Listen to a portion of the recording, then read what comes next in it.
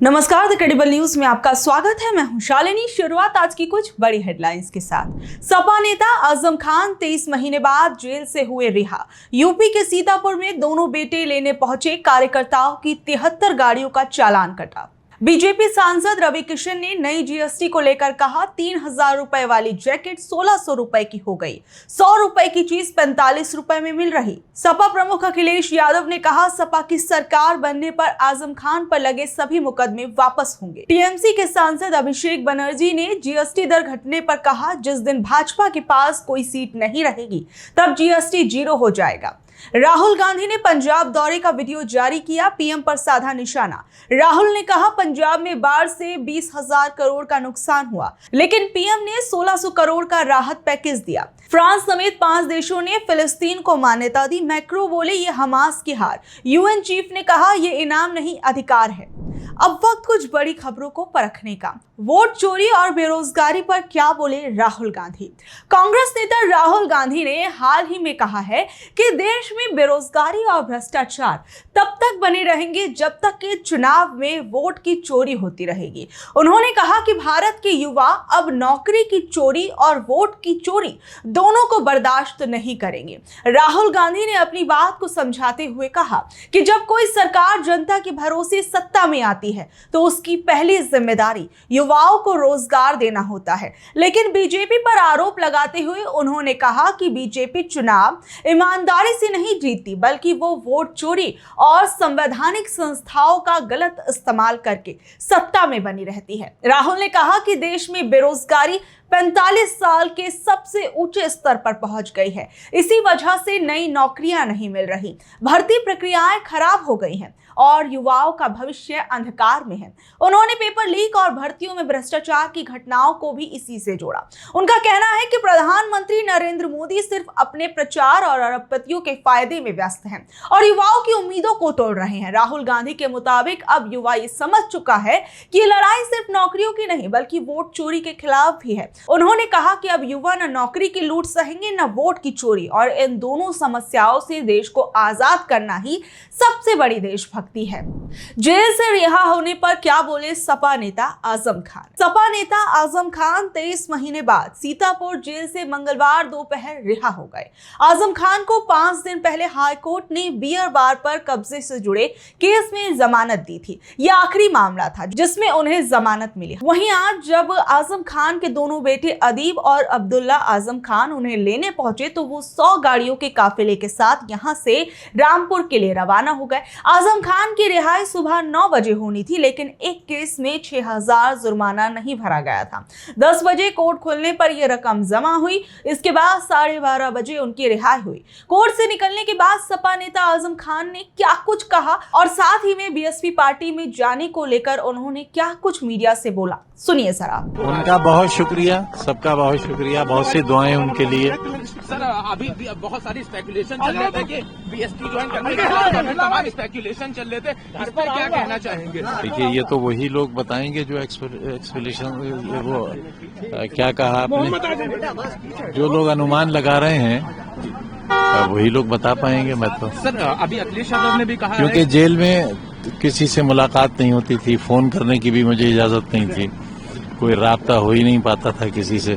तो 2 साल ये और 3 साल पहले 5 साल तो मैं बिल्कुल आउट ऑफ टच रहा, जानता ही नहीं बाहर की दुनिया है क्या। काफी कठिन समय आपके साथ, क्योंकि जिस तरह से आपको अलग बिल्कुल रखा गया, कट ऑफ किया गया, क्या लगता है ये पॉलिटिकल वेंडेटा था, एक बदले की राजनीति थी जिसके चलते? नहीं, देखिए, बदला तो वहाँ होता है जहाँ मैंने किसी के साथ बुरा किया हो।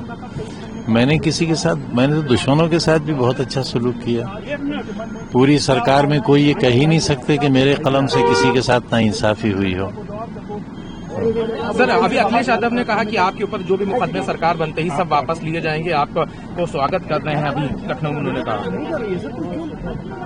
मैं क्या कह सकता हूँ, उन्होंने कहा है तो। अभी तक कोई बात हुई फोन पे उनकी, या अभी तो थोड़ी देर हुई है निकले जेल से। सपा नेता आजम खान की रिहाई पर आज अखिलेश यादव ने भी योगी सरकार पर निशाना साधा। इसके साथ साथ उन्होंने क्या कुछ कहा, जरा सुनिए।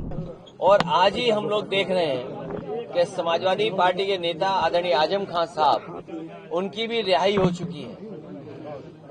इसके लिए मैं कोर्ट को धन्यवाद देना चाहता हूं और यही हम समाजवादियों का भरोसा था कि कोर्ट न्याय करेगा और उन्हें न्याय मिलेगा।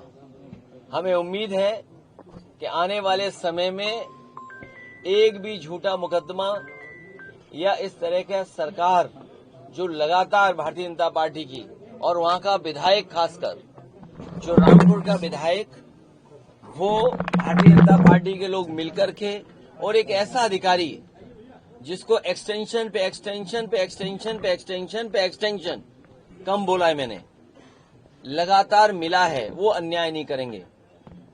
हमारे समाजवादियों के लिए खुशी का समय है कि जहां पर वो आज रिहा होकर के आज जेल से रिहा हुए हैं। वहीं आज एक और वाकया हुआ। सीतापुर जेल के बाहर आजम खान को लेने पहुंचे कार्यकर्ताओं की 25 गाड़ियों का पुलिस ने चालान कर दिया। ट्रैफिक पुलिस का कहना है कि ये सभी गाड़ियां नो पार्किंग जोन में खड़ी थी। ट्रैफिक व्यवस्था को बेहतर करने के लिए ये एक्शन लिया गया। उत्तराखंड में पेपर लीक को लेकर क्यों मचा बवाल? उत्तराखंड में UKSSSC यानी Uttarakhand subordinate service selection commission का पेपर लीक का मामला काफी चर्चा में है। इस मामले को लेकर युवा सड़कों पर प्रदर्शन कर रहे हैं। उत्तराखंड के मुख्यमंत्री पुष्कर सिंह धामी के खिलाफ युवाओं ने सड़कों पर जाकर नारेबाजी की। उत्तराखंड में सरकारी नौकरी की परीक्षाओं में पेपर लीक का ये मामला सामने आया। इस बार ये दावा किया गया कि 21 सितंबर को होने वाली ग्रेजुएशन लेवल की परीक्षा का पेपर लीक हो गया था, जिसमें पटवारी, लेखपाल और ग्राम विकास अधिकारी जैसे पद शामिल थे। उत्तराखंड बेरोजगार संघ ने यह आरोप लगाया कि परीक्षा शुरू होने के सिर्फ 35 मिनट बाद ही पेपर बाहर आ गया। हालांकि उत्तराखंड अधीनस्थ सेवा चयन आयोग UKSSSC ने इस आरोप को खारिज कर दिया। आयोग का कहना है कि पूरा पेपर लीक नहीं हुआ, बल्कि सिर्फ 3 सवाल ही बाहर आए थे। इस मामले का मुख्य आरोपी हाकम सिंह रावत, जो पहले भी कई पेपर लीक मामलों में शामिल रहा है, परीक्षा से ठीक एक दिन पहले उसने कुछ छात्रों को पास कराने के बदले 12 से 15 लाख रुपए मांगे थे। उत्तराखंड पुलिस और STF ने कार्रवाई करते हुए उसे गिरफ्तार किया। हाकम सिंह रावत उत्तराखंड के लिवाड़ी गांव का रहने वाला है और वो पहले ग्राम प्रधान और जिला पंचायत सदस्य भी रह चुका है। वो बीजेपी से भी जुड़ा हुआ माना जाता है। स्थानीय लोग उसे गरीबों का मसीहा मानते हैं और उसकी कई संपत्तियां भी बताई जाती हैं। 2022 में भी उसे एक पेपर लीक मामले में गिरफ्तार किया गया था और उसका एक रिजॉर्ट भी तोड़ा गया था। मुख्यमंत्री पुष्कर सिंह धामी ने जब उनके खिलाफ नारेबाजी बढ़ने लगी तो इस पूरे मामले का संज्ञान लिया और कड़ी कार्रवाई की बात कही है। हालांकि ये देखा जाएगा कि उत्तराखंड के अंदर ये पेपर लीक का मामला कहां तक पहुंचता है। इसे लेकर आज पुलिस ने क्या कुछ कहा, वो भी जरा सुनिए। जिसमें 21 तारीख को मुकदमा दर्ज किया गया है, इसमें जो भी हमारे द्वारा अभी तक एविडेंसेस कलेक्ट किए गए हैं और साथ ही साथ जितने भी अभी तक इसमें साक्ष्य हमारे पास आए हैं, एविडेंसेस जितने भी आए हैं, चाहे इलेक्ट्रॉनिक हो चाहे फिर पूछताछ में, तो इसके आधार पर अभी जो एक अरेस्टिंग की जा रही है, वो जो खालिद है उसकी बहन साबिया की जा रही है, क्योंकि उसके खिलाफ इस तरह के एविडेंसेस आए हैं कि वो साक्ष्यों को छुपाने का पूरी तरह से प्रयास कर रही थी। उसकी जानकारी में भी ये था कि खालिद के द्वारा इस समय पे एग्जाम दिया जा रहा है। उसके बावजूद उसने ये वाले जो मैसेजेस थे ये फॉरवर्ड किए, जिसमें कि 3 पेपर दिखाई दे रहे हैं। बाबा बागेश्वर गरबा उत्सव को लेकर क्या बोले? मध्य प्रदेश में इस साल गरबा उत्सव को लेकर बड़ा विवाद खड़ा हो गया है। गरबा पंडालों में गैर हिंदुओं की एंट्री पर रोक लगाने की मांग उठी है, जिस पर कई लोगों के बयान सामने आ रहे हैं। इस बीच बागेश्वर धाम के प्रमुख पंडित धीरेन्द्र कृष्ण शास्त्री इस मुद्दे पर उन्होंने कहा कि जिस तरह हिंदू हज यात्रा में नहीं जाते, उसी तरह मुस्लिमों को भी गरबा में नहीं आने दिया जाएगा। उन्होंने गरबा आयोजकों को ये सलाह दी कि प्रवेश द्वार पर गौमूत्र छिड़कने की व्यवस्था करनी चाहिए। विश्व हिंदू परिषद जैसे हिंदूवादी संगठनों का कहना है कि वो गरबे में गैर हिंदुओं की मौजूदगी का विरोध इसलिए करते हैं ताकि लव जिहाद जैसी घटनाओं को रोका जा सके। उनका कहना है कि कुछ लोग इस तरह के धार्मिक आयोजनों का फायदा उठाकर हिंदू लड़कियों को फंसाते हैं। बहरहाल मध्य प्रदेश के अलावा महाराष्ट्र से भी गरबे को लेकर कुछ इसी तरीके का विवाद अभी हाल फिलहाल में सामने आया था, जहां पर VHP की तरफ से कहा गया था कि गरबा आयोजनों के अंदर एंट्री गेट पर गौमूत्र जो है वो छिड़का जाए। हालांकि अभी देखा जाएगा कि गरबे को लेकर जिस तरीके से सियासत गरमाई हुई है, ये कहां से कहां तक पहुंचती है, और विपक्ष अब इन तमाम चीजों को लेकर कह रहा है कि सरकार में बैठे लोग और कुछ हिंदूवादी संगठन जो है वो समाज को बांटने का काम कर रहे हैं। तो ये थी आज की खबरें। कल फिर हाजिर होंगे अगली खबरों के साथ। अगर आपको आज की खबर अच्छी लगी, जानकारी भरी लगी, तो देखते रहिए द क्रेडिबल न्यूज। मैं हूं शालिनी। धन्यवाद।